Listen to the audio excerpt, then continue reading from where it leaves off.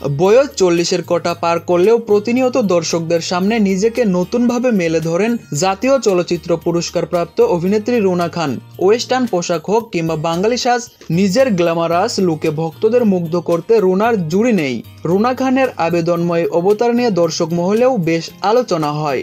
বিষয়গুলো নিয়ে কখনোই ভাবেন না বা চিন্তিত হন না বলেই জানালেন এই অভিনেত্রী। তার কথায়, পোশাকে কারো শালীনতা ধরে রাখে না।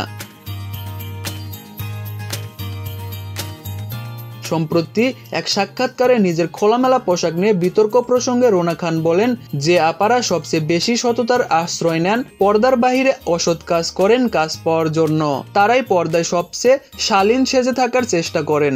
তাই আমি মনে করি পোশাকের কারণে কখনো একজন মানুষের শালীনতা সম্মানহানি হতে পারে না। সেটা তখনই হয় যখন কেউ চুরি করবে, কাজ পাওয়ার জন্য অসৎ কিছু করবে।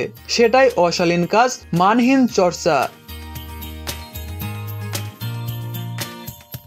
নিজের খোলামেলা পোশাক বিতর্কে রুনা খান আরো বলেন, আমার কাছে পোশাক মানে পোশাক, সবাইকে যে আমার ভাবনার সঙ্গে একমত হতে হবে এমনটা নয়। রুনা খান বিষয়টি ব্যাখ্যা করলেন এভাবে, কেউ সুইমিং পুলে কি সালোয়ার কামিজ পরে নামবে, আবার কেউ বিয়ে বাড়িতে গেলে কি সুইমিং কস্টিউম পরে যাবে, তেমনটা তো না। যার যেটা ভালো লাগবে সেটাই পরবে। অভিনেত্রীর কথায়, আমি তো অভিনেতা, মডেল, আমি আমার পছন্দের কাজ করব। দর্শক হিসেবে আপনি আমার কাজ পছন্দ করতে পারেন, নয়তো যিনি লম্বা হাতা পোশাক পরে কাজ করছেন তার কাজও পছন্দ করতে পারেন। এসব নিয়ে আমি চিন্তিত নই।